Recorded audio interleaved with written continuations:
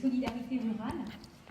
Je vais vous présenter les personnes qui m'accompagnent. Donc moi je suis Armelle Bider, la directrice de l'espace Mélisso, la maison du lien social, qui a notamment un agrément centre social, et c'est dans le cadre de cet agrément centre social qu'on organise ces rencontres citoyennes.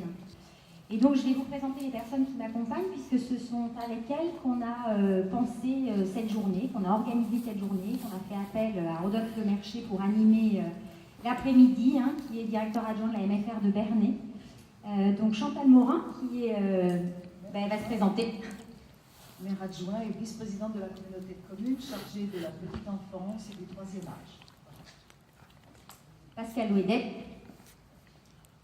Bonjour à tous, Pascal Ouedet, donc responsable de l'antenne de Conches, de la mission locale Pays d'Évreux et en Sud. Valérie Le Bougeant. Bonjour, donc Valérie Le Bougeant, je suis conseillère en économie sociale et familiale, donc un travailleur social du département de l'Eure, et je travaille au centre médico-social de Conches, avec mes collègues assistantes sociales, puéricultrices et éducatrices. Donc cet après-midi, rencontre citoyenne, donc je le disais, sur les solidarités rurales. L'objectif, c'est de vous présenter les dynamiques existantes sur les communes au titre des solidarités rurales, dynamiques portées par des communes ou par des habitants ou des associations. Et puis également, c'est de pouvoir donner envie à des gens qui ont un petit peu de temps, de donner de leur temps pour les autres. Donc de vous montrer aussi à travers ces témoignages, puisque ce sont des personnes qui vont témoigner sur ce qu'elles proposent, sur le temps qu'elles donnent pour les autres, ce qu'elles en retirent aussi, c'est de vous donner envie de donner du temps pour les autres. Voilà. Donc je vous souhaite une bonne après-midi. Je vais passer le micro à Rodolphe. Un simple petit rappel, pouvez-vous penser à éteindre vos portables? Voilà. Merci. Merci Armelle. Je pense que déjà on peut commencer par des applaudissements pour les 4 principaux organisateurs de cette rencontre. Alors, on va dérouler l'après-midi en quatre parties, en 4 thèmes qui vont normalement s'afficher derrière moi. Le premier thème, il va être directement lié à l'isolement. En milieu rural, c'est l'une des problématiques que l'on rencontre très souvent, c'est des situations d'isolement. Alors, qui peuvent être liées à différentes situations, ça peut être lié à l'âge, lié à un manque de mobilité, voilà, différentes choses. Et on va voir que sur le milieu rural, dans les milieux ruraux d'une façon générale, les élus, mais aussi les responsables d'associations ou tout un chacun, essayent de mettre en œuvre différentes choses pour éviter cet isolement. L'exemple de Conches est un bon exemple pour cela, puisque à l'espace Mélisso, il y a un service convivialité, si j'ai bien compris, qui travaille spécialement sur cette question.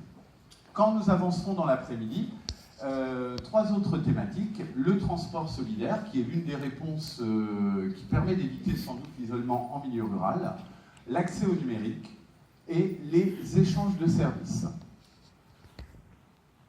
Et on va commencer par le premier thème. Et alors, je vais vous demander d'applaudir ceux qui vont nous rejoindre pour témoigner sur ce premier thème. Tout d'abord, Stéphanie. Bonjour Stéphanie. Ils vont arriver ensemble Thomas et Salomé, que vous pouvez applaudir également. Et 3 représentants de la clé, Dominique, Jean-Paul et Saadia. Pendant que tout le monde s'installe, on pose un petit peu le cadre, le concept. L'idée, c'est que ce ne soit pas uniquement nous sur la scène qui parlions, mais que vous aussi, vous puissiez interagir, vous puissiez questionner. Alors, Anthony, qui va se manifester, qui est là devant, va faire passer le micro un petit peu dans la salle. Et on compte sur vous pour solliciter le micro et poser éventuellement une question pour mieux connaître nos témoins de l'après-midi. Voilà. Alors, tout le monde va bien? Ouais. Alors, donc l'isolement en milieu rural. Stéphanie va prendre en premier la parole, puisque Stéphanie, vous êtes responsable du service convivialité. Voilà, ça fait un peu école des femmes, vous trouvez? Oui. Tout le monde aura 20 à la fin. Ah, il va se mettre en place. Voilà. C'est bon? Alors, Stéphanie, est-ce que vous pouvez nous parler un petit peu du service convivialité? Bonjour à tous, donc je suis Stéphanie Laurin, je suis salariée de l'Espace Mélisso et je suis coordinatrice du service convivialité.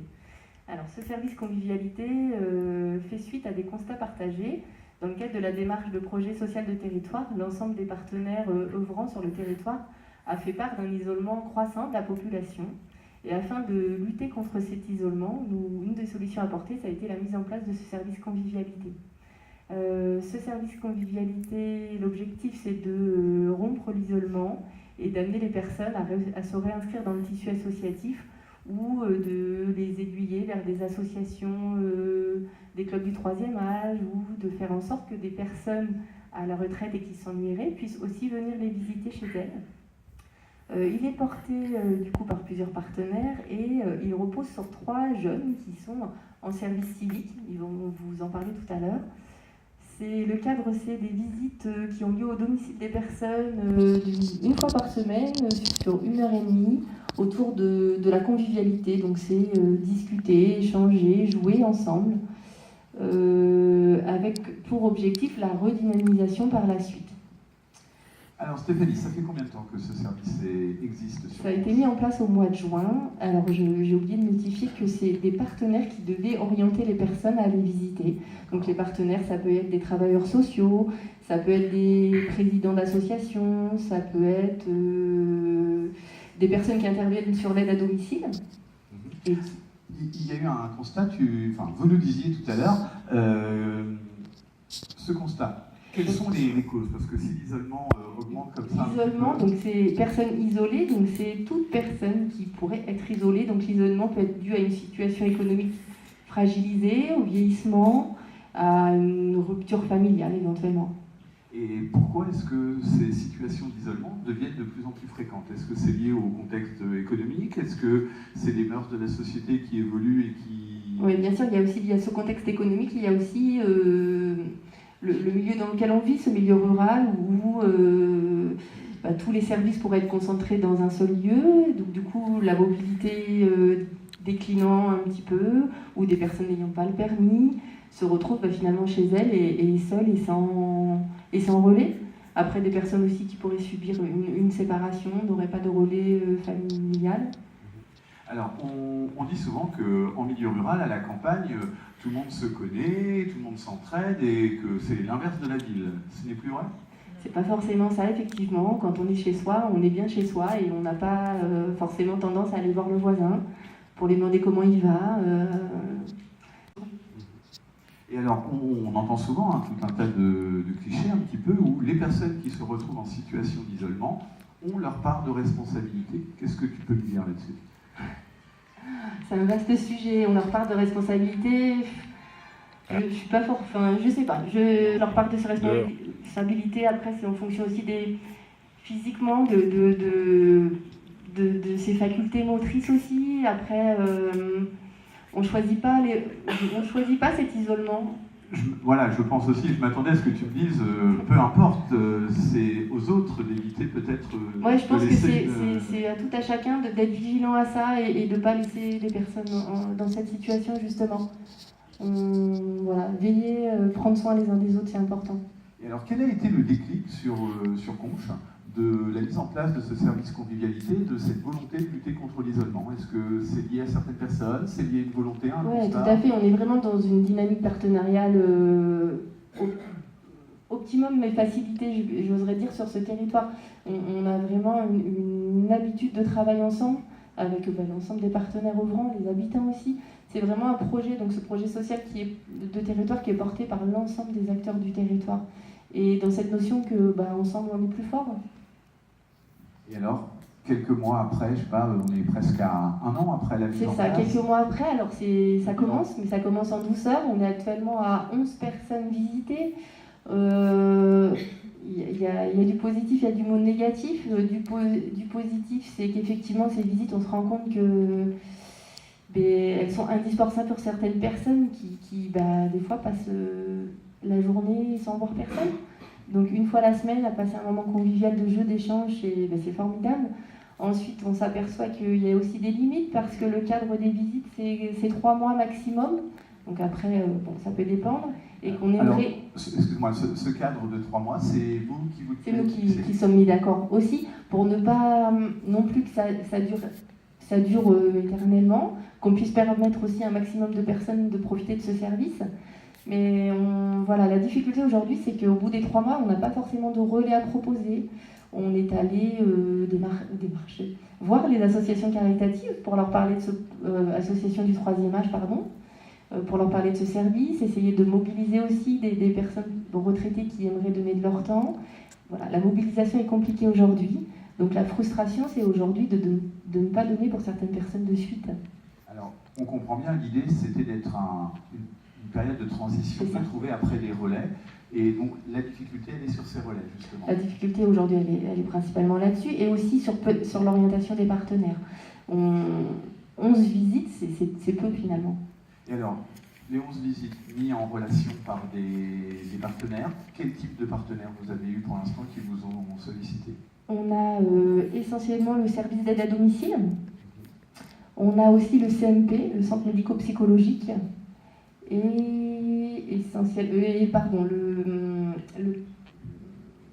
le CAJA, le centre d'accueil pour les personnes atteintes de maladie d'Alzheimer. D'accord.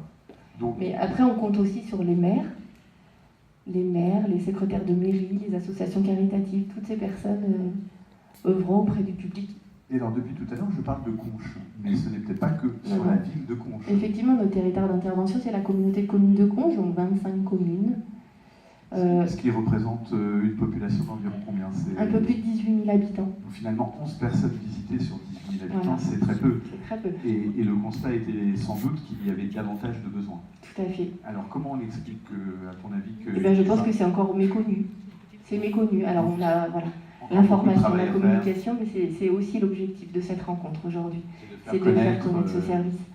Et donc, en plus, voilà, ils sont mobiles, ils ont une petite voiture et ils se rendent au domicile des personnes. Il n'y a aucun souci que ça ne soit pas sur compte, au contraire. Et puis, ils n'ont pas l'air si terrorisants que ça, nos amis.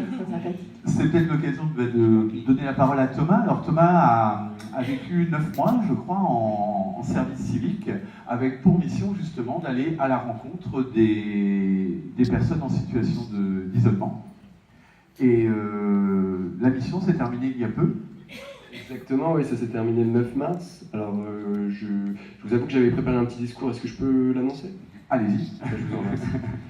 Alors, premièrement, bonjour à tous. Moi, c'est Thomas Arcon-Blancart.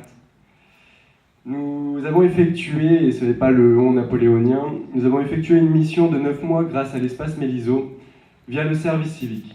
Sur 9 mois, nous avons visité 5 personnes. Sur ces 5 personnes, un seul relais fut trouvé, grâce à l'existence du Club du Rouloir. Lionel, ici présent, a eu la possibilité d'y aller et de se retrouver entouré. C'est une chance, je tends à croire. Malheureusement, les 4 autres personnes n'ont guère pu avoir de relais. En effet, ces personnes présentaient des problèmes de mobilité dus à leur âge avancé. Le manque de moyens s'est par conséquent fait ressentir à mon plus grand désespoir, par ailleurs. On parle d'argent, mais a priori, on est plus sur de la relation humaine. C'est presque plus l'égoïsme que l'économie qui est au centre du problème, non? Stéphanie a l'air de... Question compliquée, si je puis me permettre. Stéphanie, peut-être tu...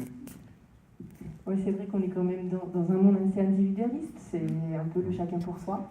Et on lutte contre ça, justement, pour amener les personnes à s'ouvrir les uns aux autres. C'est primordial, c'est un des enjeux essentiels dans les années à venir. Et alors, vous nous avez parlé donc d'un relais qui avait fonctionné. On va peut-être prendre le bon exemple.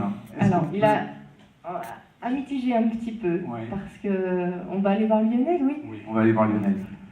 On y va maintenant? Alors, on va échanger, Stéphanie. Tu vas prendre mon micro et... Alors non, il y a Anthony à côté avec un micro. Alors, Lionel, il ne va pas se déplacer, il est installé confortablement au premier rang, il va être bien entouré. Je vais vous demander de tendre un petit peu l'oreille parce que Lionel, il a, si je ne me trompe pas, 87 ans. C'est ça, Lionel? Alors, bien près du micro. Et alors, Lionel, vous habitez quelle commune? La commune de Conches. Oui, Et la alors résidence des Jonquilles. La résidence Les Jonquilles, d'accord. Et vous avez fait la connaissance d'Anthony. De Thomas, pardon. De Thomas. Thomas et Camille. Thomas et Camille. Et est-ce que vous pouvez nous expliquer un petit peu comment s'est passée votre première rencontre avec Thomas et Camille? On a parlé d'une chose de l'autre, et puis on a joué au domino, et on a parlé un peu de ma ville de naissance, de ma jeunesse, et puis on a fait un programme de travail avec mon apprentissage, si on peut bien dire. D'accord. Et cette commune de naissance, c'est une commune qui est dans le coin? J'habite au Havre. Au Havre. Oui. Bon, c'est pas très très loin. C'est pas très très loin. Est-ce que vous pouvez nous expliquer un petit peu ce que la venue régulière de Thomas et de Camille vous apportait? Un réconfort, parce qu'on parlait un peu de tout, ça passait un après-midi convenable et puis détendu. Et alors, c'était des bonnes journées en général, du coup? Beaucoup de discussions? Discussion de n'importe quoi. Alors, quels étaient les sujets que vous abordiez, par exemple? J'ai une carrière, je pourrais dire, un peu bizarre. J'ai travaillé dans pas mal d'entreprises, et puis j'ai voyagé dans pas mal de pays. Et j'ai appris au contact des étrangers qu'on était véritablement plus solidaires entre les étrangers qu'entre les Français. Et en fait, de ce que j'entends là depuis le début, c'est pas Anthony qui vous apportait quelque chose. Thomas, je vais pas y arriver. C'est pas Thomas qui vous apportait quelque chose avec toutes vos connaissances et tout ce que vous avez comme expérience, c'est vous qui lui avez appris plein de choses. Ça passait quand même un moment et ça faisait revenir les souvenirs que j'ai de mon enfance et puis de ma carrière. Et alors, aujourd'hui, grâce à la venue de Thomas, vous participez à une association, si j'ai bien compris. Un petit peu, plus ou moins. Plus ou moins. Alors, c'est quoi cette association? On y fait quoi dans cette association? Rien du tout. Ça n'aide pas à remplir les journées. C'est une association sur Conches? À Conches. Elle est à Conches, oui. Bon, alors vous n'avez pas choisi la bonne association, si c'est une association dans laquelle on ne fait pas grand-chose.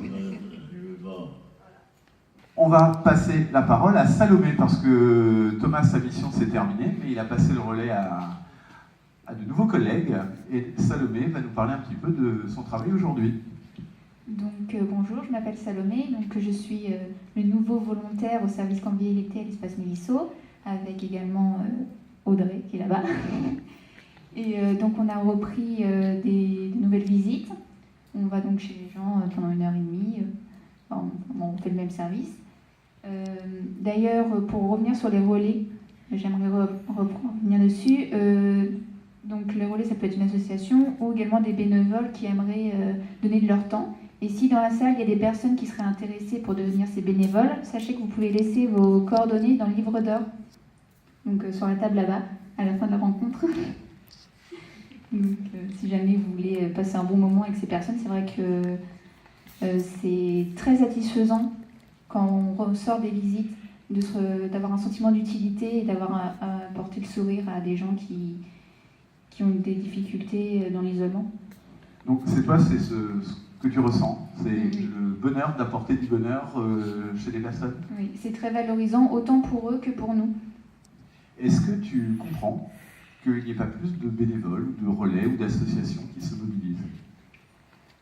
Comme l'avait dit Stéphanie tout à l'heure, c'est vrai qu'on est dans une société très individualiste et c'est vrai que les gens n'ont peut-être pas l'initiative de donner de leur temps, mais une fois qu'ils ont fait le premier pas, je pense qu'ils sentiront tellement bien et heureux qu'ils continueront en fait. Mais il faut juste le premier pas pour se lancer. D'accord. Et si les personnes ont des craintes, ou des excuses du genre mais moi j'ai pas envie de déranger ou ce genre de choses, qu'est-ce que tu leur répondrais? C'est normal, mais quand on arrive, ils sont très heureux de nous recevoir, ils nous disent merci, ils sont contents, et je pense que les craintes c'est superficiel. Je veux dire... Des mauvaises excuses. Voilà. Ouais. Oui, c'est normal de les avoir, mais ça ne devrait pas nous arrêter. D'accord. Et alors, qu'est-ce que tu proposes quand tu es au domicile d'une personne? Vous jouez, vous discutez? Qu'est-ce que tu aimes faire, en fait, toi, avec eux? Alors, les activités qu'on fait avec ces personnes, c'est elles qui les choisissent. Elles sont force de proposition. Donc, ça peut être des promenades, si elles ont envie de se promener. Ça peut être des jeux de société, mais aussi des jeux personnalisés qu'on fabrique nous-mêmes spécialement pour la personne. Donc, parfois, c'est pour travailler leur autonomie ou leur mémoire, si elles en ont besoin. Et sinon, ça peut être aussi des activités manuelles. Je peux prendre un exemple concret. Dans une visite qu'on va faire bientôt, on a décidé cette personne a un chat qu'elle aime beaucoup et on va créer des plumeaux pour le chat. Voilà, donc c'est vraiment personnalisé à la personne. D'accord. Et alors, est-ce que tu as un souvenir, une anecdote ou un moment fort à nous faire partager? Pour l'instant, je fais mon service seulement depuis mars, donc je n'ai pas encore beaucoup de souvenirs, mais le plus marquant, c'est sûrement ma première visite, la toute première. Donc on est allé chez une dame et c'est vrai qu'elle était très souriante, elle était vraiment contente de nous voir et ça m'a marqué. J'avais un peu d'appréhension à rentrer chez quelqu'un à son domicile comme ça. Et ça m'a marqué et je me suis dit, ça va bien se passer en fait. C'était rassurant dès le premier sourire. Oui, voilà. Bon. Et alors cette première rencontre, elle s'est passée comment? Vous avez fait quoi? À la première rencontre, Stéphanie nous accompagne pour nous présenter avec le partenaire. Et on discute de la personne, de ce qu'elle attend de la visite, des activités qu'elle voudrait faire pour que nous on puisse les préparer pour la seconde ensuite. Et ça permet de briser un peu la glace dès le début. D'accord. Écoutez, moi je ne sais pas, mais je serai à votre place, je crois que j'aurais envie d'applaudir.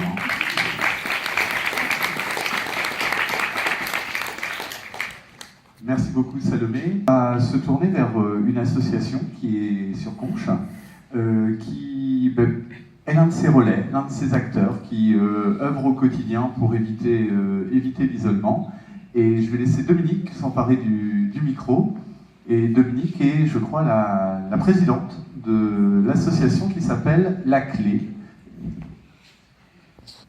C'est quoi La Clé? Qu'est-ce que c'est La Clé? Alors La Clé est une association qui lutte contre l'illettrisme, mais aussi les personnes qui pourraient avoir des handicaps pour les bases scolaires, et beaucoup pour l'expression française. Donc dans ce cadre, on reçoit beaucoup de personnes étrangères qui arrivent sur le domicile, sur le territoire, à Conches ou aux environs. Et elles arrivent, elles peuvent avoir fait beaucoup d'études et appris des quantités de langues, mais pas le français. C'est le cas de certaines. On a une personne qui vient de Pékin, elle a fait énormément d'études, elle parle très bien anglais, mais le français, à la lire, c'est pas facile de parler anglais. Et c'est pas facile. Si on ne parle pas du tout français, ça peut poser des problèmes. Et alors la clé, ça veut dire quelque chose de précis? Alors la liberté, autonomie, par le calcul, la lecture et l'expression. Calcul, lecture, expression. Et alors, elle existe depuis longtemps, cette association? Elle existe depuis 2011, je crois. Et nous sommes maintenant à peu près 14 accompagnateurs. Alors, accompagnateur, mais je crois qu'on peut utiliser le mot de bénévole, parce que tout le monde est, bénévole dans l'association. Et alors, 14 acteurs. Et une vingtaine d'apprenants. Les apprenants viennent, mais ils peuvent terminer ou déménager. Voilà. Et alors, fonctionnez tous les jours? C'est plutôt le week-end, le soir? On fonctionne, comme on a des rendez-vous individuels pour les accompagnements, on fonctionne à la demande, selon l'intérêt, ce qui arrange, selon le besoin de l'accompagnateur et de l'apprenant. Mais aussi selon les places dans notre local, parce qu'il faut se répartir les salles. Alors, ce local, vous êtes installé où? On est installé impasse de la Méloterie, à côté des Restaurants du Cœur et de l'Archerie. Donc à la fois l'Archerie, une association sportive et les Restaurants du Cœur. C'est très bien parce que c'est un petit peu très représentatif. Et alors la clé, elle ouvre plusieurs portes du coup. Quelles sont vos différentes activités très concrètement? Donc très concrètement, on fait des accompagnements individuels. ça, c'est notre principe de base. On a créé ça sur le modèle de Déclic à Bernay. Donc, un apprenant, un accompagnateur, quelquefois un couple, mais rarement.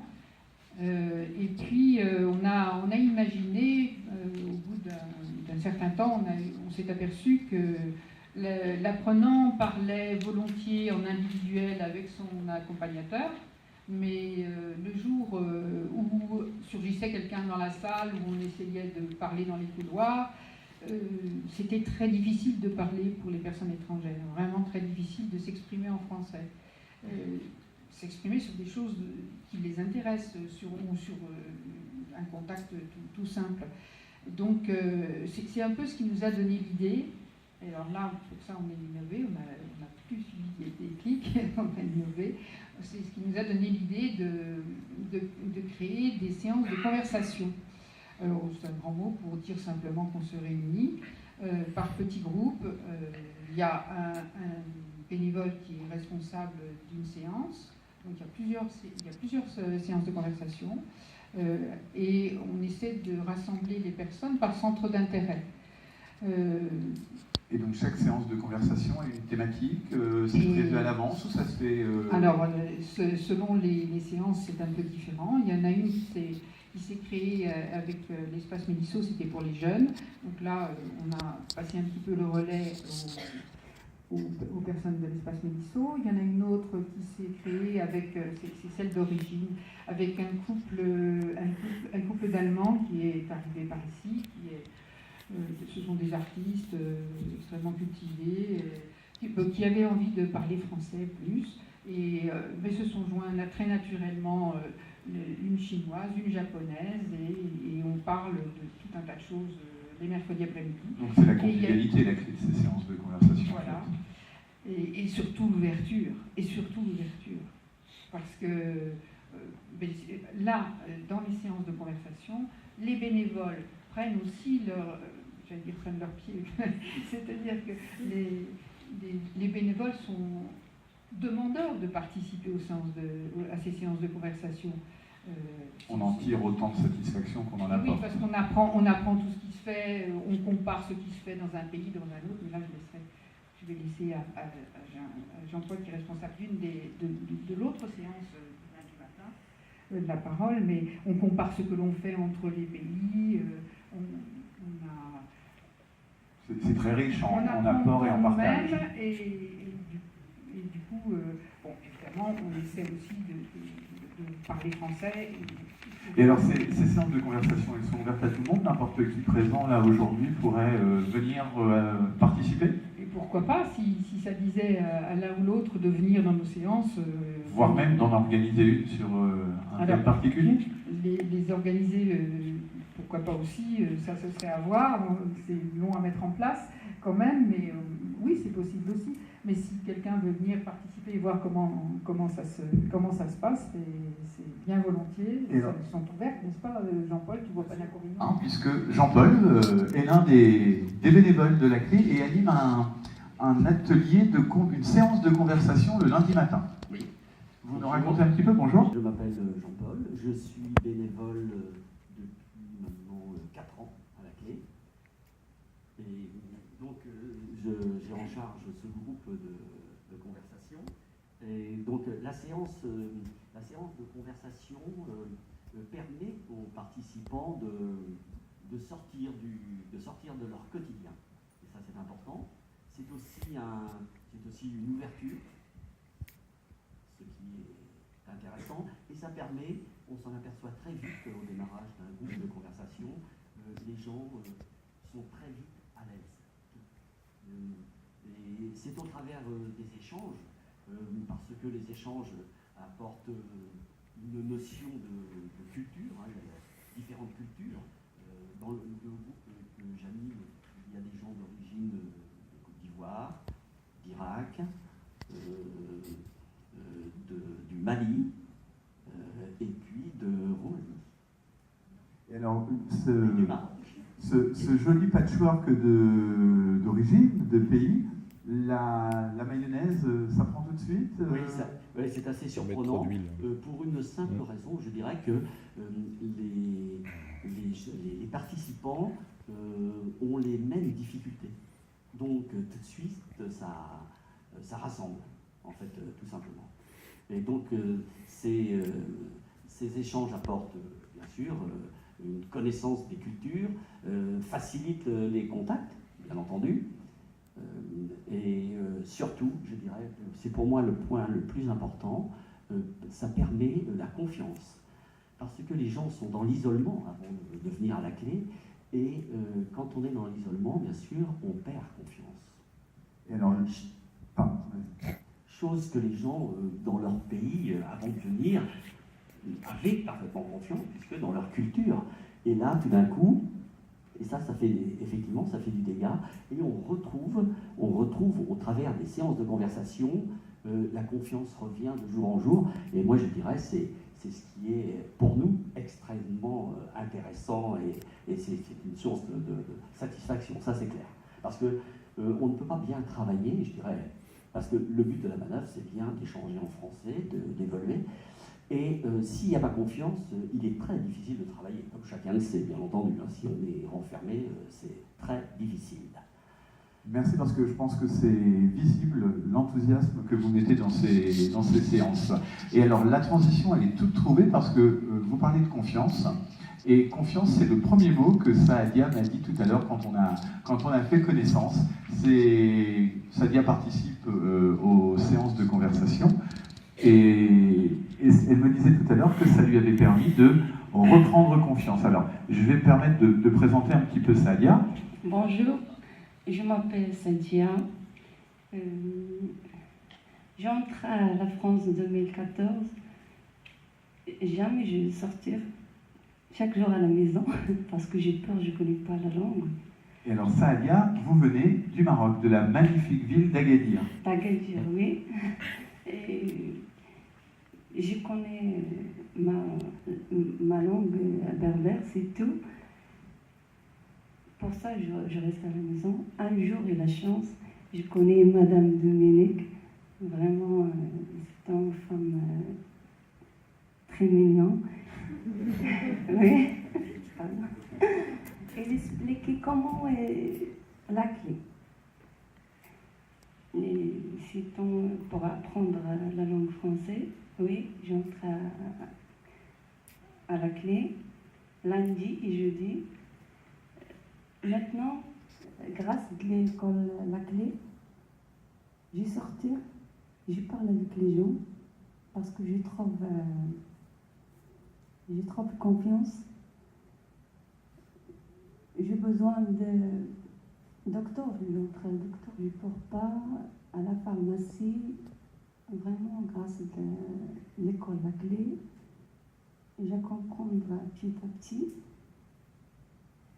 Et alors, Saadia, vous me disiez tout à l'heure que il y a quelques jours, vous aviez eu une grande victoire, vous avez réussi, vous avez osé aller seul chez le médecin et à la pharmacie, et vous avez réussi à vous faire comprendre. Oui, grâce à la clé, oui. Parce que déjà, non, j'ai peur. Mais... Et la peur, c'était lié au fait de ne pas oser parler, de ne pas savoir suffisamment parler le français. Oui.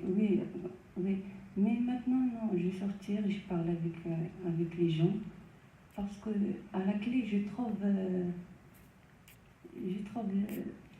les choses que j'aime, la langue. Et lundi, je dis que j'entre à la clé, je suis très heureuse. J'aime, parce que je trouve ma vie. Déjà, je suis triste, j'ai peur. Mais non, maintenant, je suis heureuse. À lundi, avec M. Jean-Paul, déjà, je parle un mot, je trouve. Je cherche. Je dis quoi? Je ne connais pas. Et M. Jean-Paul, déjà, il dit calme, Saadia. J'aime comme ça. Mais ok, tu connais. Et alors, Saadia, ça fait combien de temps que vous êtes à la clé? C'est un mois, non? 2 mois. En quelques mois. Ben, je pense que, vu votre belle façon de parler le français en quelques semaines, je pense que ça mérite aussi quelques beaux applaudissements. Ouais. Et alors, Dominique, est-ce que vous voulez bien nous raconter un petit peu comment vous êtes rencontrée avec Sadia? Ah oui, je me souviens bien. C'était alors très bien parce que c'était avec une autre association. Nous étions au Resto du Cœur, qui sont juste nos voisins. Et on devait normalement recevoir quelqu'un qui venait au Resto du Cœur et le rendez-vous était convenu ce jour-là. Et la personne n'était pas là. On prenait un café avec les gens du Resto du Cœur, avec une autre bénévole de l'association.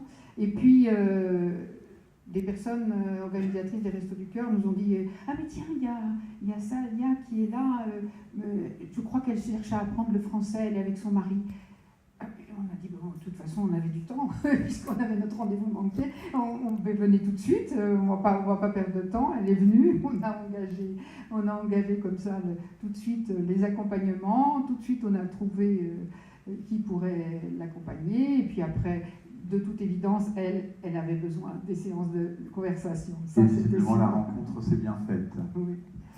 Les séances de conversation, je voulais juste ajouter un point. Elles ont aussi un autre intérêt.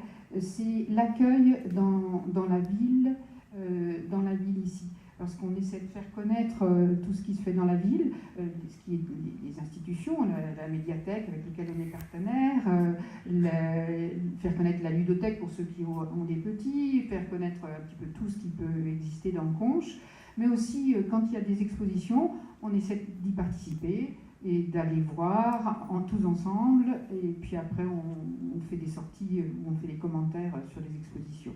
Mais c'est une façon de pouvoir s'insérer dans le tissu de la vie locale. C'est vraiment important parce que quand on n'a pas la langue, on ne repère pas les endroits où aller qui peuvent vous servir.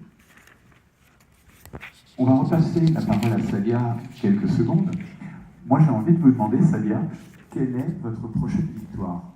Quelle est votre envie? Qu'est-ce que vous allez réussir à faire, oser faire dans les jours à venir? Vous dites, ça j'ai vraiment envie d'aller voir, ou d'aller faire, ou d'aller rencontrer telle personne. Des mots? Après,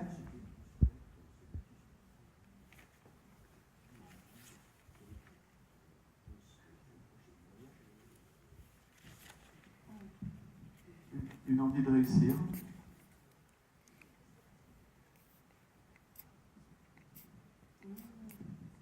Alors, après le médecin, après le pharmacien, tout Conches s'ouvre à Sadia.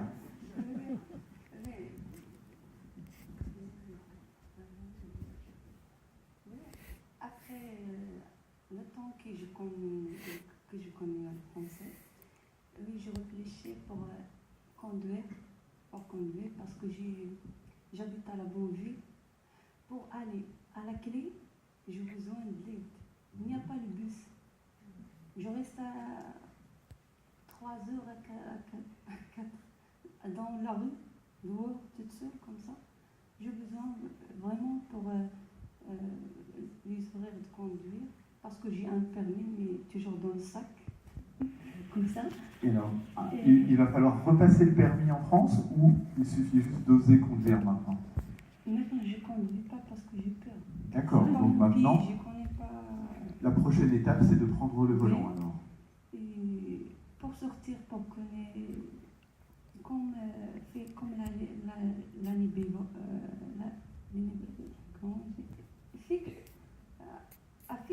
pour faire quelque chose. Je ne reste pas à la maison. Parce que chaque jour à la maison, le ménage. Avec moi, Stéphanie, et je vais vous demander de raccompagner avec vos applaudissements Dominique, Salomé, Thomas, Jean-Paul et Sadia. Je garde avec moi Stéphanie parce que Stéphanie est concernée également par la deuxième partie de notre après-midi. La deuxième partie de notre après-midi est sur les échanges de services. Mais elle ne va pas être toute seule à vous en parler, Stéphanie. Je vais vous demander d'accueillir et d'applaudir plusieurs personnes dès que j'aurai retrouvé leur petit nom. Il y a Brigitte, Martine, Laurence et Stéphane. C'est bon? J'ai tout bon. Alors, ils vont nous rejoindre. Ils vont s'installer avec Stéphanie. Et puis, pendant ce temps, 2 autres jeunes en service civique vont également nous rejoindre, Audrey et Anthony, que vous pouvez applaudir également.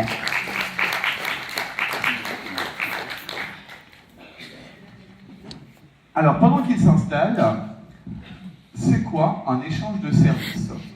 Quand on habite en milieu rural, on a tous quelque chose à proposer, on a tous un savoir-faire, que ce soit la cuisine, le jardinage ou je ne sais quoi.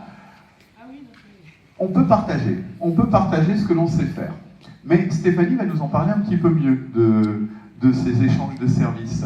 Et oui, c'est encore toi qui travailles, Stéphanie. Alors, effectivement, je vais vous parler des ateliers d'échange c'est le stress. Des ateliers d'échange de savoir que l'on met en place au sein de l'espace Médisso. Donc ces ateliers, il y a actuellement 2 groupes mis en place. Les objectifs, c'est le lien social, les rencontres, la valorisation des personnes et la transmission de savoir. Il y a un groupe qui... Brigitte est très émue, la thématique la touche beaucoup. 2 groupes sont en place, donc Martine et Brigitte font partie du premier groupe qui est là déjà depuis plus d'une dizaine d'années. Elles se réunissent tous les jeudis après-midi. Alors, je t'interromps Stéphanie parce que je pense que ça va intéresser tout le monde de savoir comment c'est venu cette initiative, comment ça s'est mis en place. Alors, ça, c'est une excellente question. J'étais pas là quand à l'origine, mais c'était l'envie des personnes de sortir aussi de chez elles, de se rencontrer, d'être utile, d'avoir un moment à elles. Mais c'est venu des personnes? C'est venu du centre social? Oui, c'est à l'origine du centre social et du projet de la structure, mais aussi des habitants qui sont venus toquer à notre porte en disant voilà. D'accord. Qu'est-ce que vous pourriez faire pour nous? Et alors, on va essayer de les identifier. Brigitte. Voilà. Et à côté, à sa gauche, Martine. On va peut-être leur passer la parole pour qu'elles nous racontent tout simplement ce qui se passe dans ce groupe d'échange de savoir. Bonjour. Donc ça fait une dizaine d'années maintenant que je fais partie de ce groupe d'échange. Voilà. Donc on fait un peu de tout et n'importe quoi. On mange surtout, on discute beaucoup. Ça m'intéresse. On rigole beaucoup et en dehors de ça, on fait des activités. Au début, c'était bien. Maintenant, on est autonome. On nous a laissés tout seuls. Débrouillez-vous. C'est devenu un groupe de copines, en fait. Voilà. Maintenant, on est un groupe de copines. Donc, on fait des sorties quand il y a des trucs sur Conche, un repas. Hop, on y va tous ensemble. Il y en a une qui est malade, il faut aller chez le médecin, comme pour aller chez le médecin maintenant c'est un peu compliqué. Donc on se téléphone, tu m'emmènes, je te récupère. Et donc là on touche justement l'échange. Voilà, chacune apporte à l'autre sa présence, mais aussi ce qu'elle est capable de faire. Et je crois que Brigitte, vous avez le permis, oui. Et vous l'utilisez beaucoup dans le groupe. Beaucoup. Oui, parce que notre groupe du jeudi, on est un groupe très jeune. C'est 90 ans la plus jeune, et la plus jeune c'est moi, 58 ans. Donc voilà, entre deux, c'est 80, 84, quand même pas mal. Donc il y en a 4 de véhiculés sur le groupe, mais 2 qui n'osent pas trop prendre les personnes avec elles. Donc c'est beaucoup moi qui fais les voyages. Donc je vais chercher au Grand Parc, une personne au Grand Parc, parce que le Grand Parc Conche c'est pas facile, et une autre, la plus jeune, donc de 90 ans, qui est sur Goupigny. Et alors, je me suis laissé dire que c'était un groupe exclusivement féminin. Oui, nous sommes que... Donc, interdit aux hommes? Non. Non. Non, c'est parce que les hommes, ils ont peur de nous, je sais pas. Mais on ne fait pas la même chose, nous c'est beaucoup tricot, cuisine, donc voilà, les hommes, pas trop. Et alors, ça se passe où? Vous vous retrouvez où? Là, ça se passe à côté, à la salle, je sais pas comment on appelle. Là, dans le centre? D'accord. Et voilà, où il y a toutes les activités. Donc c'est tous les jeudis, de 13h30 à 16h. Donc toute personne qui veut venir peut venir, la porte est ouverte, on a la clé. Donc le groupe n'est pas figé. Ah non. C'est un groupe qui peut évoluer. Ah mais il a évolué déjà depuis 10 ans. Il y a beaucoup qui sont partis pour du travail, d'autres choses, mais d'autres qui sont arrivés. Non, ça change tout le temps. Et alors, c'est pas un groupe qui reste sur Conche. Je crois que vous faites aussi quelques sorties, cabarets, stripteaseurs, ce genre de choses. Ah bien. Le Resto du Cœur a fait un cabaret. On y a été tous en cœur. On est même partis en vacances, Martine, moi et Marie. On est partis en vacances 15 jours en Vendée. D'accord, ben on va 2-3 ans de ça déjà. on va peut-être demander à Martine de nous raconter un petit peu cette expérience en vacances. Alors, la Vendée. La Vendée, c'était très bien. Alors, racontez-nous, vous êtes parti à combien, comment, où? On est parti à 5. 4. On est revenu, il y avait un stripteaseur en plus. Non, après on était 5. Il nous a rejoints. Et puis voilà, c'était... Alors, c'est un départ en voiture? Un départ en voiture, oui. Et alors, dans quelle région de la Vendée? Oh, bonne question. En Vendée, ça nous va. Et alors, ces vacances, vous avez fait quoi tout ensemble? Eh ben, c'était la mer, on a fait le marais Poitevin, on a fait des restaurants. Vous avez bien profité. Et alors aujourd'hui, Martine, les sorties, qu'est-ce que vous avez fait récemment comme sortie tout ensemble? Le Moulin Rouge. Ensemble, le resto du cœur. Moi, j'ai quand même entendu, je plaisantais avec mes stripteaseurs tout à l'heure, mais j'ai quand même entendu parler d'un cabaret, il me semble. Hein. Oui, oui. Alors, vous êtes allé où au cabaret? Je l'avais dit. Ah, drôle. Martine, on a bien compris. Elle se met dans la voiture et elle se laisse transporter. Hein. Absolument. C'est tout à fait ça. Bon, et alors plus sérieusement, qu'est-ce que ça vous apporte ce groupe depuis toutes ces années? Moi, ça m'a beaucoup aidé parce que je me suis retrouvée seule et j'étais confinée dans la maison. Et une dame qui fait partie du groupe d'ailleurs m'a forcé non, mais fortement incité. Oui. Et puis je voulais pas, j'avais pas du tout envie. Et j'ai fini par me laisser guider, quoi. Et alors aujourd'hui, aucun regret? Oh non, pas de regret. Et quand il y a les vacances, c'est terrible. Alors, qu'est-ce qu'on fait pendant les vacances? Eh ben, on se réunit ensemble, dans l'appartement d'un ou la maison d'une autre. Et puis ça continue. Alors, c'est pas forcément très, très joyeux d'en parler, mais le dénominateur commun entre toutes, c'est quand même la solitude au départ. C'est quand on est un petit peu seul et... Oui, absolument. Et alors, comment est-ce qu'on réussit à convaincre quelqu'un qu'on sait être seul de nous rejoindre? C'est pas très facile au départ, mais après, quand on est dedans, on y va. Puis alors, en bonne copine, j'ai cru comprendre quand on a préparé cette rencontre que vous savez vous houspiller aussi un petit peu, hein, qu'on sait se dire les choses et on... Oui, bien sûr. Donc alors, un exemple, qu'est-ce que vous incitez les autres à faire? Moi j'ai entendu parler de rendez-vous chez le médecin qui était pas toujours honoré et que les copines incitaient à aller, non? Je sais de où ça vient, ça. Ouais. Je sens que Brigitte a envie de reprendre le micro là. Et puis, oui, c'est vrai que je suis négligente et puis pas vouloir déranger non plus. On ne veut pas déranger les autres. Mais du coup, avoir des copines qui nous incitent à faire les choses qu'on n'ose pas forcément faire. Fait de le faire. C'est bien. Bon. Je pense qu'on peut applaudir le témoignage de Brigitte et Martine. Et puis alors Stéphanie, au regard du succès de ces groupes, je crois qu'un deuxième groupe s'est mis en place. Après Brigitte et Stéphanie, c'est Jackie et Michel qui arrivent. Hein, et là, un groupe qui est mixte. Oui, tout à fait. Depuis 1 an et demi, on a mis en place un deuxième groupe, l'atelier de savoir. Et ce groupe a émergé suite à une autre action qu'on avait mis en place avec le conseil départemental, une plateforme de socialisation.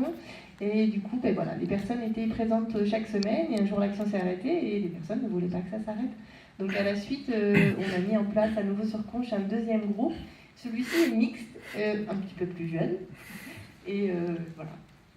Alors, moi, je me permets quand même un groupe d'échange de savoir. Ce serait pas quand même mieux un groupe de copines ou de copains?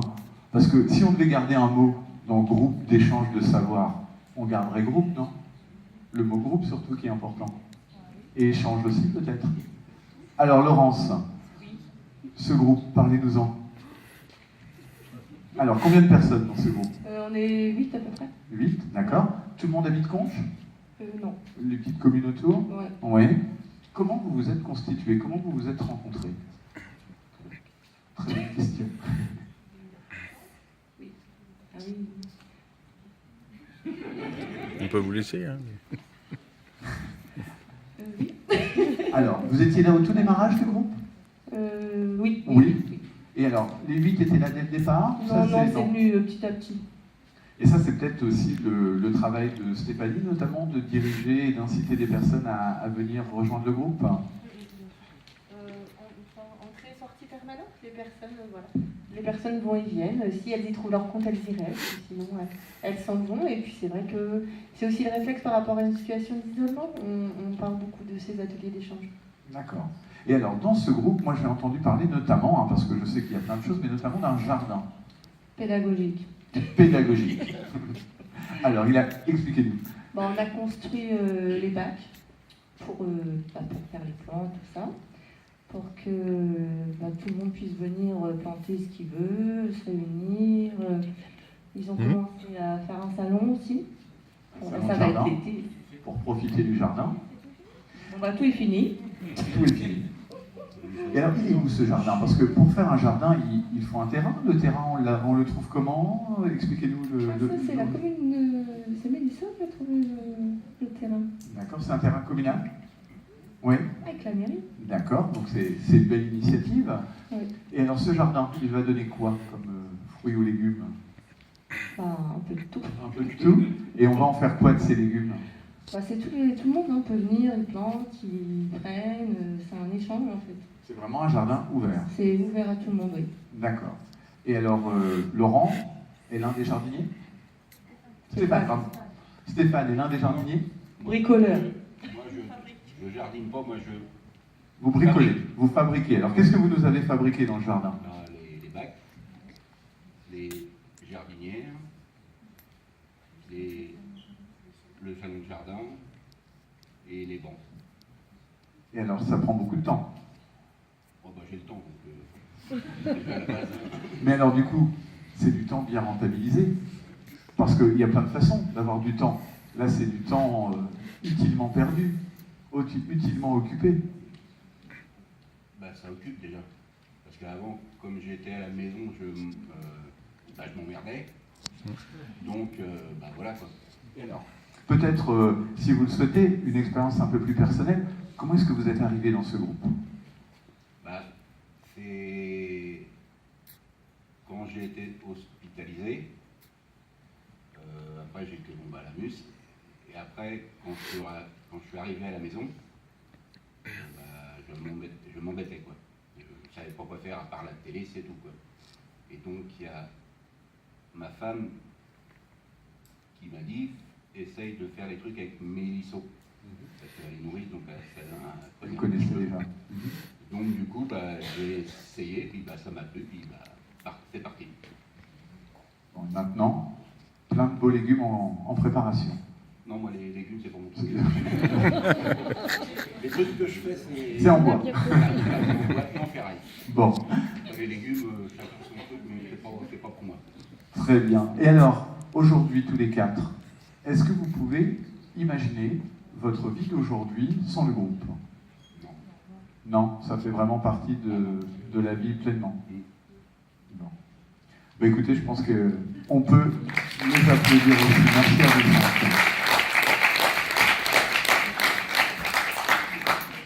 Alors, restez encore un petit peu avec nous. Hein. Il y a plein d'actions qui se mènent sur Conches, des actions pour tous les âges, pour toutes les générations. Et Anthony, je ne dis pas de bêtises, non, c'est pas ça, si, c'est Anthony.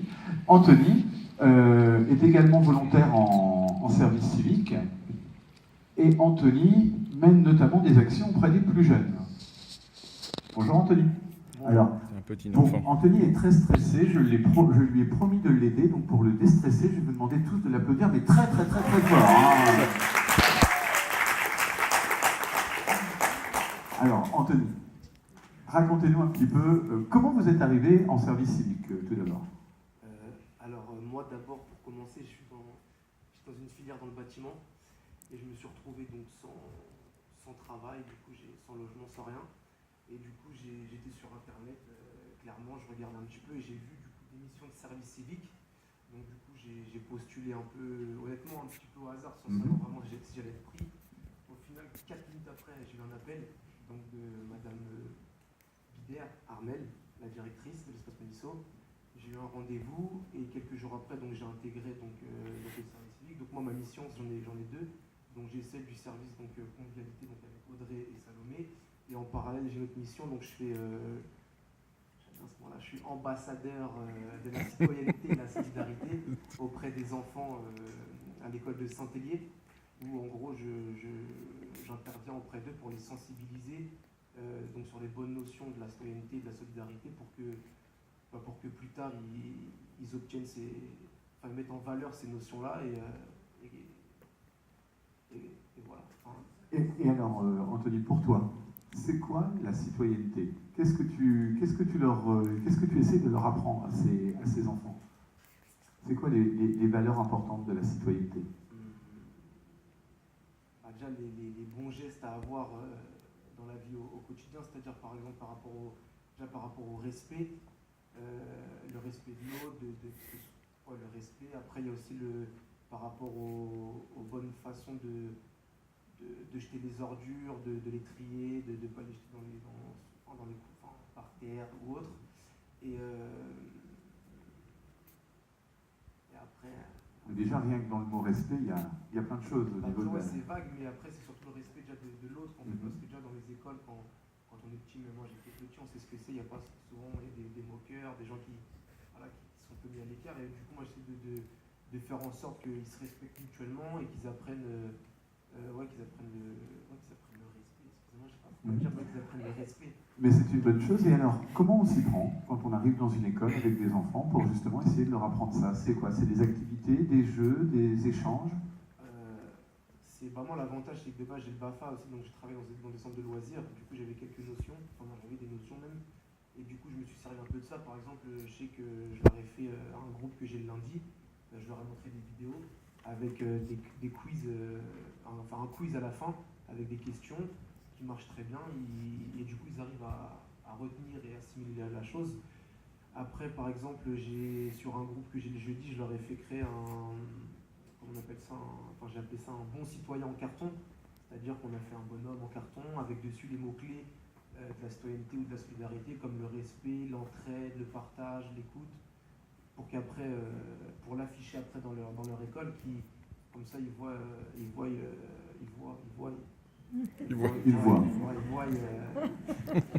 bonnes choses ou les mauvaises choses à faire ou ne pas faire.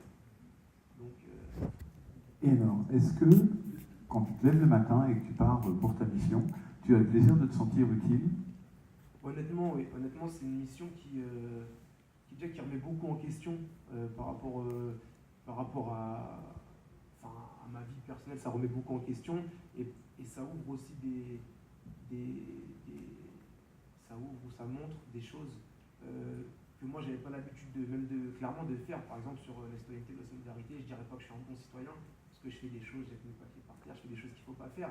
Mais du coup, ça me permet moi d'apprendre des choses et même après avec mon expérience personnelle de les apporter aux enfants, du moins.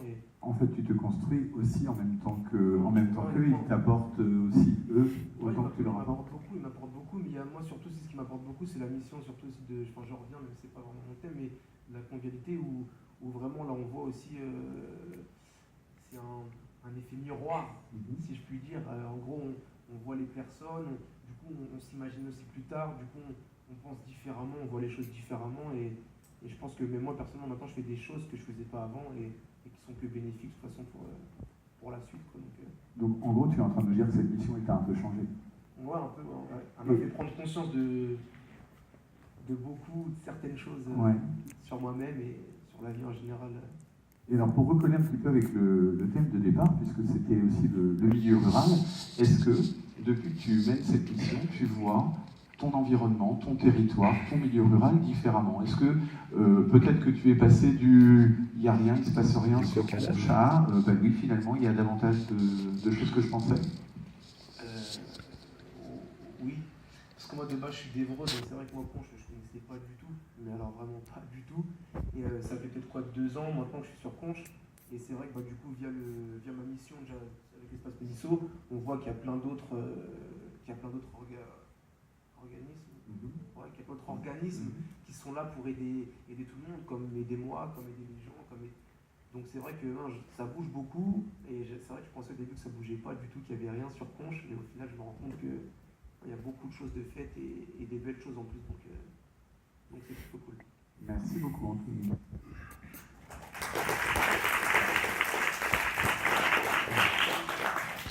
On va terminer cette seconde partie qui s'intitule Malgré tout échange de services avec Audrey.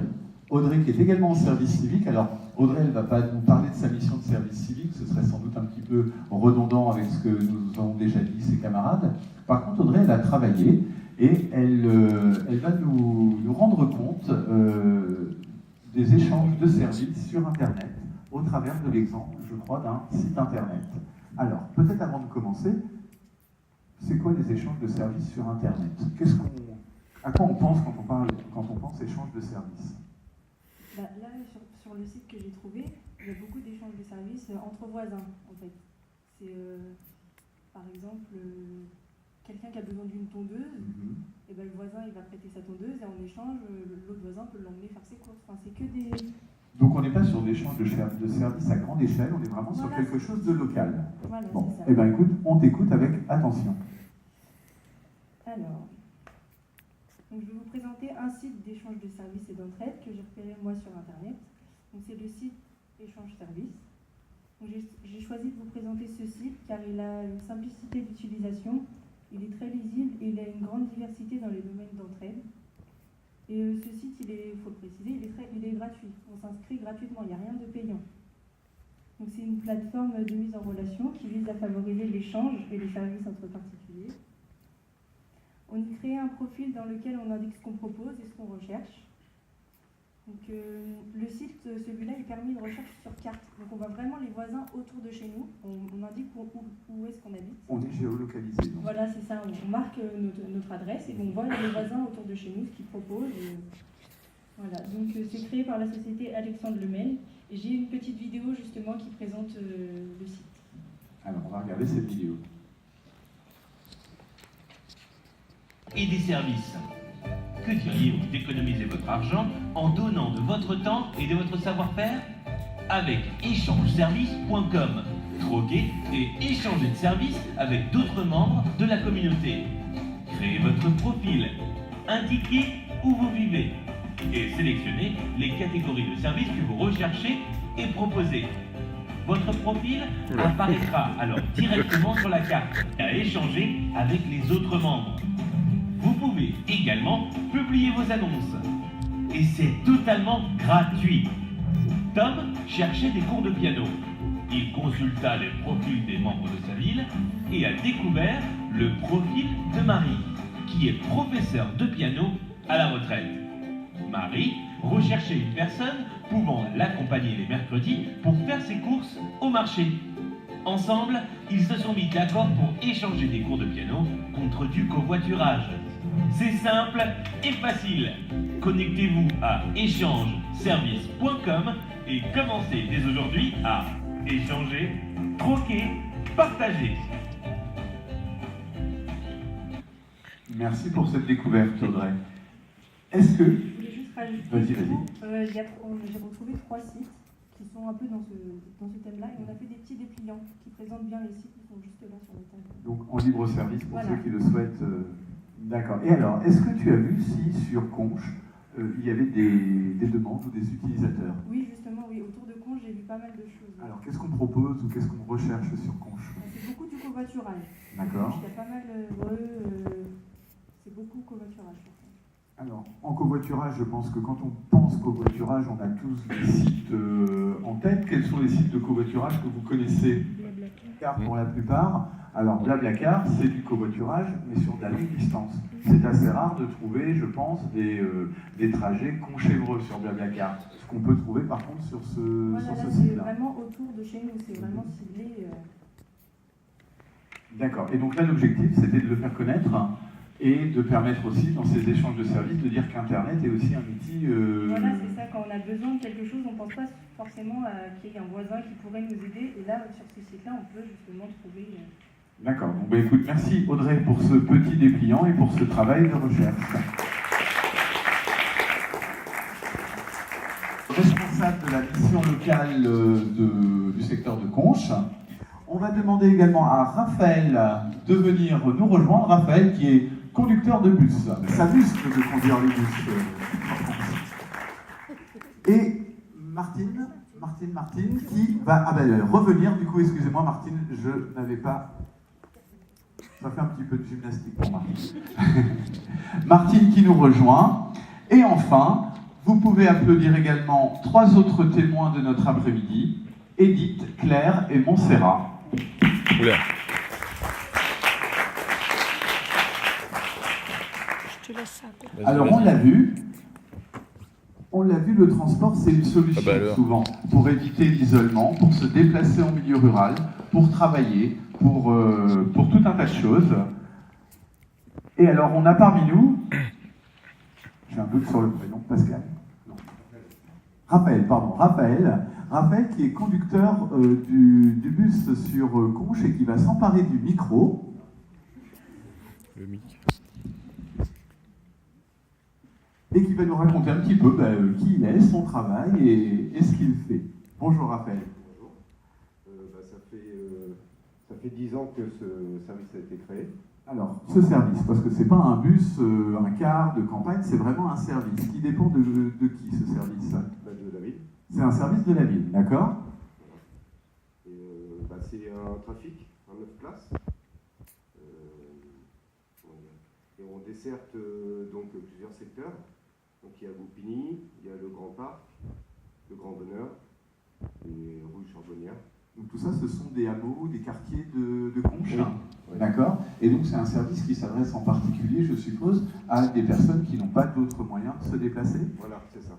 C'est des personnes valides mais qui n'ont pas de véhicule. D'accord, parce que alors moi je connais pas bien le territoire, mais Conches a l'air d'être assez étendu.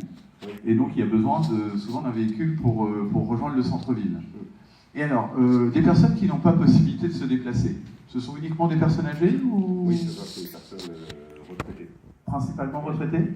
Et est-ce que, je ne sais pas, des jeunes peuvent bénéficier de ce service également? Non, c'est que personnes retraitées.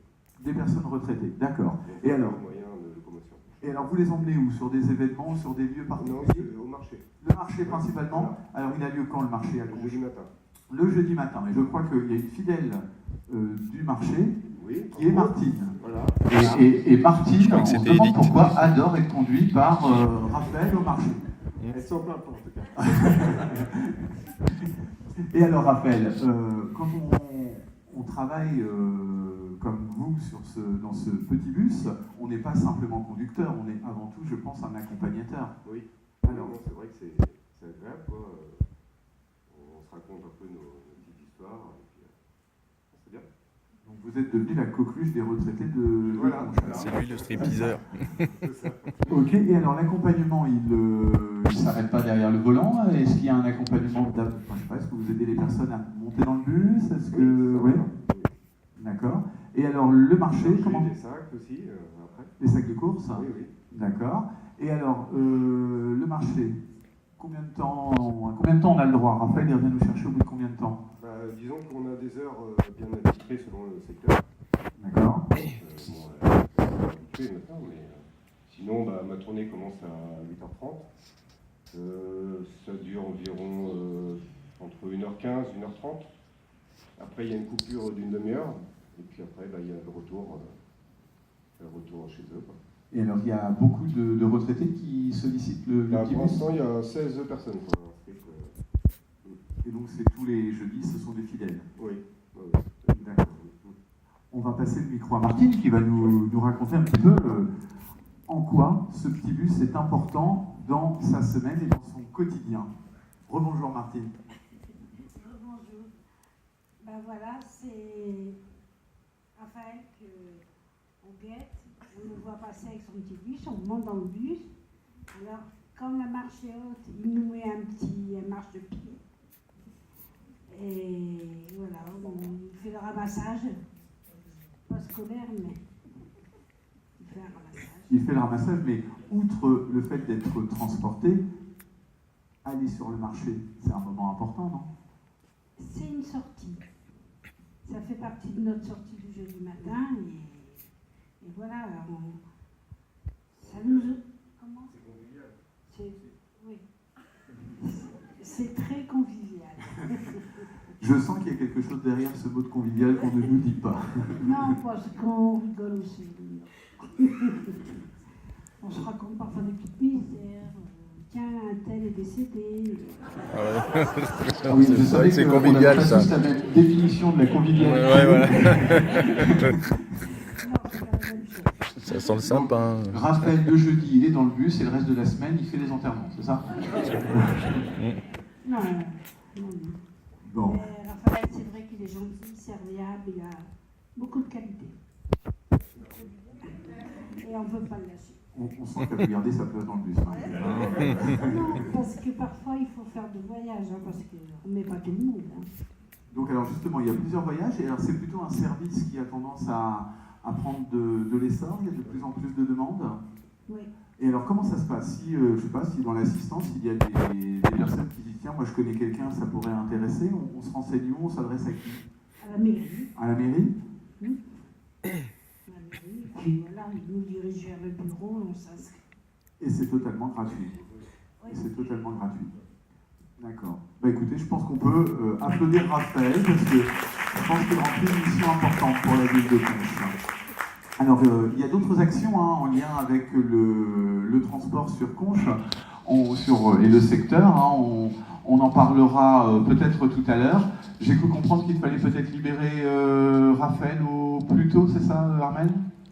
Donc, vous restez avec nous le temps que vous voulez, et quand vous souhaitez ou quand vous avez besoin de partir, on vous libère. Martine va sortir le mouchoir pour vous dire au revoir. Bon ben, à jeudi Martine. Hein. Merci Raphaël, on peut l'applaudir. Je vais maintenant, il a déjà pris le micro, on sent qu'il a l'habitude, laisser la parole à Pascal qui... Là cette fois j'ai bon sur le prénom.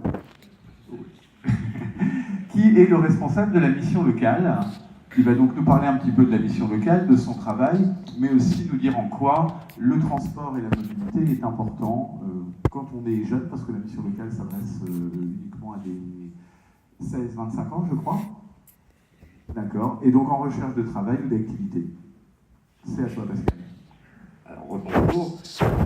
La mission locale donc, est sur Conches depuis pas mal d'années maintenant, puisqu'on est sur Conches depuis, que je dis pas de bêtises, 2005. On a une antenne, donc on est là tous les jours, ouvert du lundi au vendredi.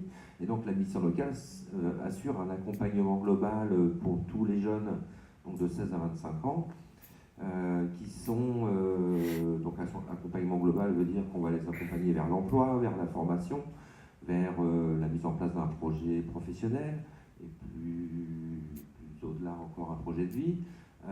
Donc ça va concerner le logement, l'accès au logement, l'accès aux soins, à la santé, l'accès aux droits, à la citoyenneté, à la mobilité, on en reparlera juste après. Et puis éventuellement même l'accès au sport, à la culture, au loisir. En fait, l'objectif, c'est bien d'accompagner tous ces jeunes-là. Donc, petit détail quand même, donc les jeunes de 16 à 25 ans qui ne sont plus scolarisés. Hein, c'est important. Et puis, il y a ceux qui viennent et qui ne savent pas pourquoi ils sont là. Hein, ils ne savent pas trop. Et là, il y a besoin davantage d'accompagnement. Voilà, et on va plus être sur un accompagnement, déjà présenter tout ce que l'on peut faire ensemble. Et puis la première démarche, je dirais le premier travail, ça va être d'avoir l'adhésion du jeune sur le fait qu'on peut travailler ensemble, mais que... De regagner la confiance peut-être aussi parfois. Oui, tout à fait, oui. Enfin, c'est la clé, hein, de toute façon. Quand on a une relation de confiance, on n'entend pas les choses de la même façon. Donc...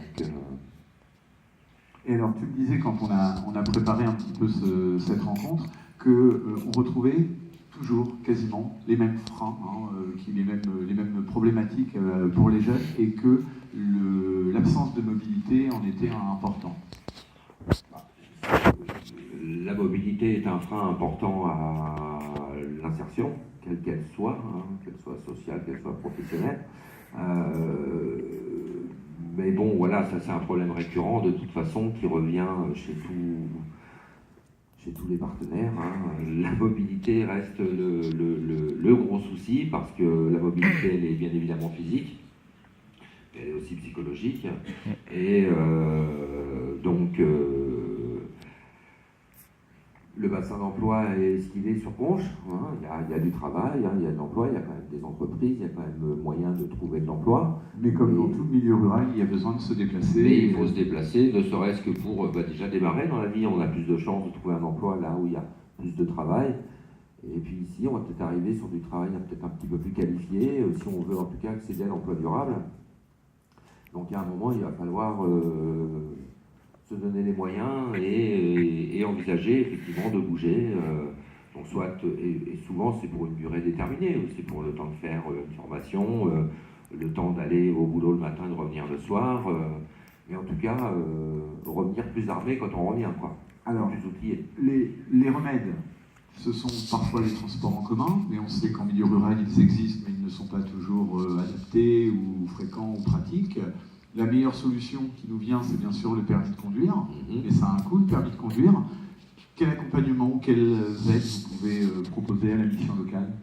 Alors déjà, il faudrait quand même souligner le fait que lorsque l'on habite Conches, on a des transports en commun qui sont quand même là, présents et efficaces. Hein, il y a le train, il y a les bus région, donc on peut aller à Évreux tous les jours sans aucun problème. Hein. On peut même aller sur Paris, on peut aller sur Caen. Enfin bon, il y a quand même moyen. Ça existe. Après, le problème va se poser plus pour les communes rurales et les communes alentours, où là, par contre, effectivement, il ne va pas y avoir de bus réguliers. Il faut au moins trouver la solution pour faire le village jusqu'à Conches, pour pouvoir aller plus loin. Alors, par rapport aux aides qui existent, donc, il va y avoir, entre guillemets, les aides qu'on peut nous solliciter directement lorsque l'on a, parfois, bien parfois, parce que c'est pas régulier,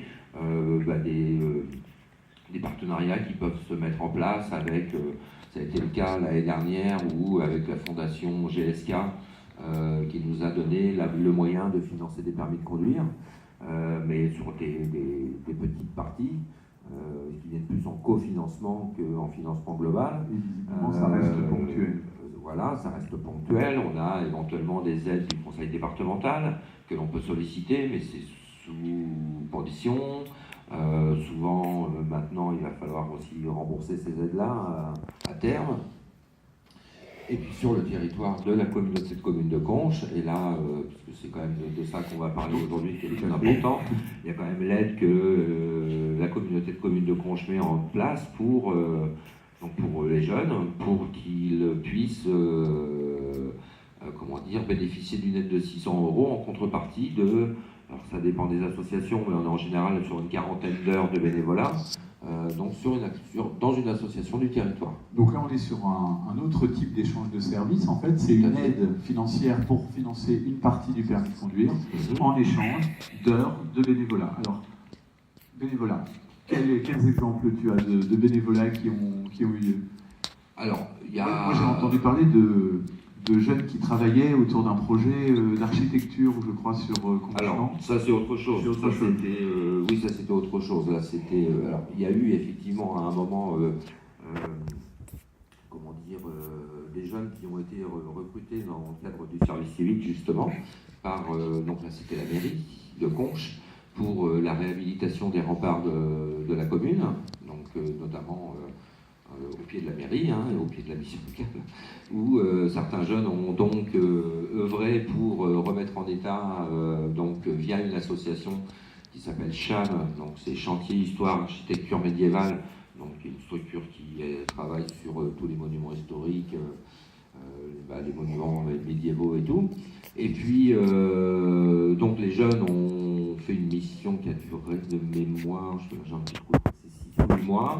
Et puis la mairie leur a permis, donc pour ceux qui ne l'avaient pas, donc de financer une partie de leur permis de conduire. Mais pour les autres, ceux qui n'ont pas bénéficié de cela ou qui ne se sont pas, qui n'ont pas fait cette mission de service civique, donc il y a la possibilité donc de faire 40 heures de bénévolat dans une des associations du territoire, donc de la communauté de communes. D'accord, alors des exemples? Alors ça peut être les associations caritatives par exemple, donc le Resto du Cœur, la Croix-Rouge, le Secours Populaire, ça peut être, alors Armel, tu me dis si je me trompe, mais au sein de l'espace Mélisso, ça peut être dans les autres communes, sur les autres associations, les associations sportives, bon voilà. C'est très large en fait. C'est très large. Donc en fait, les jeunes vont à la mairie, ont un rendez-vous pendant lequel leur est expliqué la démarche. On leur donne une liste des associations dans lesquelles ils peuvent mettre en place leur bénévolat. Alors après, il faut rencontrer les associations, s'arranger, s'organiser pour voir. Et puis une fois que le bénévolat est fait, donc le jeune choisit une auto-école. Donc je crois qu'il a 18 mois pour faire jouer son droit. Et il choisit une auto-école et puis la mairie verse directement à l'auto-école donc cette aide d'un montant de 600 € qui représente quand même une partie du permis. Sur un permis moyen, la moitié du permis, voire un peu plus de la moitié du permis. Et alors donc justement pour nous parler de ça, Pascal, aujourd'hui tu es bien accompagné de Dia. Voilà, donc Dia qui donc est suivie par la mission locale. J'en profite aussi pour dire qu'elle bénéficie aussi des services de la clé puisqu'elle y va tous les samedis matins. Enfin, peut-être pas tous les samedis matins, mais régulièrement le samedi matin. Et puis donc, elle a aussi bénéficié donc de cette aide au permis de conduire. Donc, je vais lui passer le micro et lui laisser la parole. Bonjour Dia. Bonjour, moi c'est Dia, j'ai 25 ans. Je suis suivie par la mission locale avec M. Pascal. Et là, je fais partie d'aide financière du permis de conduire et de bénévolat à Resto du Cœur. Du coup, j'ai fait 36 heures et il me reste 4 heures. Encore 4 heures à faire. Oui. D'accord. Et donc ça va vous aider à financer votre permis de conduire. Oui. D'accord. Oui. Est-ce que vous êtes déjà inscrite au permis ou... Oui. Oui, ça y est, c'est parti. Oui, c'est parti. Là, je suis à 30 sur 40. Bon. Et alors ça se passe bien? Oui, c'est très bien. Bon. Et donc ce bénévolat, en plus de vous avoir permis d'acquérir quelques euros pour le permis, est-ce que vous y avez retiré quelque chose à titre personnel sur l'aide que vous avez pu apporter? Oui, c'est un poids de plus sur mon CV en fait pour trouver un travail et pour améliorer ma langue française et tout. Et partir voir les gens, parler avec les gens parce que je suis un peu timide avant et là ça commence à améliorer. Visiblement, ça se passe bien. Oui, très bien pour l'instant. D'accord. Et alors, est-ce qu'il y a des inconvénients ou des difficultés à être bénévole comme ça dans une association? Non, moi je pense non. Il n'y a pas d'inconvénients en fait. Après, des fois quand je suis en stage, il faut que je vois mes heures, il faut que je vois comment je partage mon temps pour faire mon bénévolat, Resto du Cœur, et pour trouver un travail ou faire un stage. Ou en même temps que le stage. Oui, c'est ça. Et alors, il y a plein de jeunes dans la salle là aujourd'hui. Est-ce que c'est un procédé que vous recommanderiez? C'est bien, si vous avez la chance d'en bénéficier, Oui, allez-y, vraiment, foncez. c'est de la chance pour partir faire ça en fait. Vraiment, c'est un poids de plus pour nos jeunes en fait. Jusqu'à 25 ans, c'est énorme. Et 600 €, C'est important. c'est important. Merci beaucoup, Ilia.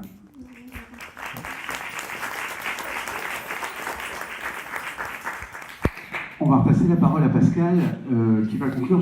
Je voulais juste quand même Vas-y. rajouter un élément, Oui. parce que Dia dit... Ça y est dit, t'allais au taquet, là. Oula. Voilà. Dia est actuellement Te casse sur un pas le accompagnement bassin. spécifique de la mission locale qui s'appelle la garantie. La garantie jeune. Et donc qui est très... beaucoup de petits investissements. C'est cadré Et aussi. puis il faut aussi du coup aujourd'hui qu'elle joue avec son temps libre, puisque c'est pendant son temps libre qu'elle met en place ses heures de bénévolat, ainsi que les moments où elle va à la clé. Donc voilà, au-delà de tout ça, parce que c'est vrai que quand on est sans activité du tout, faire le bénévolat, ça va vite, c'est rapide. Mais dans le cas où on a une activité, bah, c'est un aussi son temps libre sacrifice. que l'on investit. Voilà. Donc c'est pas 600 € donnés en cadeau, c'est bien une contrepartie réelle. Tout à fait. Alors je pense qu'il y a une question que tout le monde se pose. Est-ce que tout le monde peut bénéficier de cet accompagnement de l'aide intercommunale ou est-ce qu'il y a des critères particuliers? Pour habiter la communauté de communes. Aide uniquement, il n'y a pas de critères, je sais pas, financiers, de revenus, etc. Non. Bon. La communauté de communes, et c'est bon. Ok, ça marche. Merci à vous trois. On va changer de côté. Et on va se tourner vers... Alors attendez, parce que je reprends mes petites fiches. On va se tourner vers Edith, Claire et Montserrat. Alors, vous allez nous raconter un petit peu. Qui prend la parole en premier? Alors, Edith? Ça marche. Alors, Edith, qui êtes-vous? Bonjour. Donc, Edith Richard-Boll, moi je suis salariée au sein de l'espace Mélisso. Donc, on va vous présenter quelque chose qui a été mis en place à Conches. Un car qui a été mis à disposition par la commune de Conches pour permettre aux personnes de se rendre au Forum de l'Emploi de Rouen le 12 avril dernier. D'accord. Donc l'intérêt de cette mise à disposition d'un car par la commune de Conches, c'est qu'on a pu travailler en partenariat la mission locale, Contact Service et l'espace Mélisso pour permettre à nos publics respectifs de participer à ce salon de l'emploi. Donc Edith, vous représentez l'espace Mélisso. Oui. Et à votre droite, il y a Claire, c'est ça, qui représente l'association Contact Service. Et puis, à votre gauche, Montserrat, qui, si j'ai bien compris, a bénéficié de ce transport en car. Voilà, Montserrat qui est actuellement en formation à l'espace Mélisso. Alors, comment vous est venue cette idée de mettre en place ce transport? L'idée est venue de la commune de Conches. Alors, il faut savoir qu'il y a déjà des transports qui sont organisés par Emploi en Seine, sur aussi bien l'Eure que la Seine-Maritime. Mais là, la mairie nous a interpellés en nous demandant s'il y aurait une plus-value à organiser ça vraiment au départ de Conches pour les personnes du territoire. Donc les plus-values, nous, on en a vu effectivement, puisque, comme je le disais, ça nous a permis de travailler en partenariat. Ça, c'est une chose, mais surtout de toucher des publics et des personnes qui ne seraient pas forcément allés au Forum de l'Emploi. Quand on est tout seul dans son coin en tant que demandeur d'emploi, ça n'est pas déjà facile de faire les démarches de recherche d'emploi, alors aller au Forum à Rouen, bon là, c'est pas une mince affaire. Donc là, on a vraiment pu, tous les partenaires, préparer les personnes, les accompagner. Bien évidemment, on était aussi là sur place. Et au-delà de ça, ça a aussi été un moment de partage et de convivialité. Et alors, vous avez fait ça, Contact Service. Tout à fait. Alors, on va peut-être laisser la parole à Claire. Déjà, nous dire un petit peu... c'est quoi Contact Service? Bonjour. Bonjour. Alors Contact Service est une association intermédiaire. À ce titre, on a deux missions principales. D'une part, l'accompagnement des bénéficiaires du RSA. Donc on les accompagne au niveau social et professionnel. Donc un petit peu un accompagnement global comme ce que Pascal expliquait par rapport à sa mission avec les jeunes.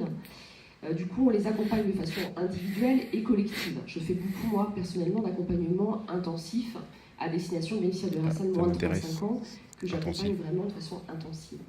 Et puis, on est aussi donc une association intermédiaire, et à ce titre-là, on inscrit des personnes qui sont, on va dire, en difficulté d'insertion sociale et professionnelle, c'est ce que la loi prévoit, ça.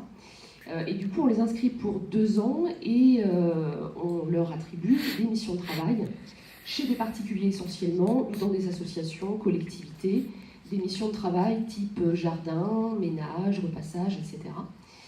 Et parallèlement, un conseiller en insertion professionnelle les accompagne pour trouver un emploi stable, un emploi pérenne. Voilà du coup pour les missions Contact Service. Donc vous êtes association, oui. Vous travaillez en complémentarité avec la mission locale, peut-être sur une tranche d'âge différente? Alors effectivement, on est sur un public différent, avec une tranche d'âge différente, effectivement. Mais on travaille effectivement, on a la chance sur Conches d'être vraiment en lien entre partenaires. C'est un véritable réseau. Et ça, c'est relativement rare sur les territoires, et on a cette grande chance-là à Conches. Et alors, donc, pour revenir à ce transport, à ce bus, Montserrat était du voyage. Et ils étaient nombreux du voyage? Combien de bénéficiaires? Nous, on était sur notre groupe de formation au Centre Mélisso, on était 12... Les 12 en formation. 12 stagiaires avec nos 2 formatrices. Après, il y avait la mission locale et contact service, mais le car n'était pas plein en fait. Donc l'avantage pour nous, c'est qu'on est tous demandeurs d'emploi avec plus ou moins certains des problèmes de santé. Donc déjà, moi avec ma jambe, j'y serais pas allée toute seule, ça c'est clair. La conduite longue, tout ça, certains d'entre nous, on n'y serait pas allés. D'autre part, l'économie, on n'a pas payé le transport. Et puis bon, on était tous en groupe, ça a dynamisé notre groupe. Donc 3 bons arguments. Voilà, convivialité, on a échangé, on a partagé, on a cherché nos stands ensemble, voilà. Donc sans ça, vous n'y seriez pas allé? Ah non, pas du tout. Et alors je pense que c'est vrai pour beaucoup d'autres. Je pense pour tout le groupe, hein, de toute manière, on en a parlé, personne n'y serait allé, je pense. Donc ça a été une bonne initiative. Oui, une très bonne initiative. Ce qu'on a regretté, c'est que le bus n'était pas plein en fait. Peut-être pas assez de bouche à oreille pour informer les gens qu'il y avait ce bus. Voilà. Mais alors ce salon, c'est un salon qui, si je ne me trompe pas, a lieu tous les ans. C'est une initiative que vous pensez reconduire?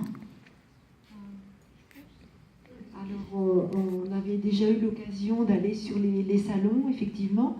Là, c'est vrai que le fait également le fait que chaque association, hein, on a pu se présenter les uns et les autres, ce qui fait que nos publics respectifs ont pu avoir des informations complémentaires. Voilà, sur ce qui se fait sur le territoire. D'accord. Et est-ce qu'il y a d'autres projets, d'autres transports pour d'autres destinations de prévues? Je vois que Pascal reprend le micro.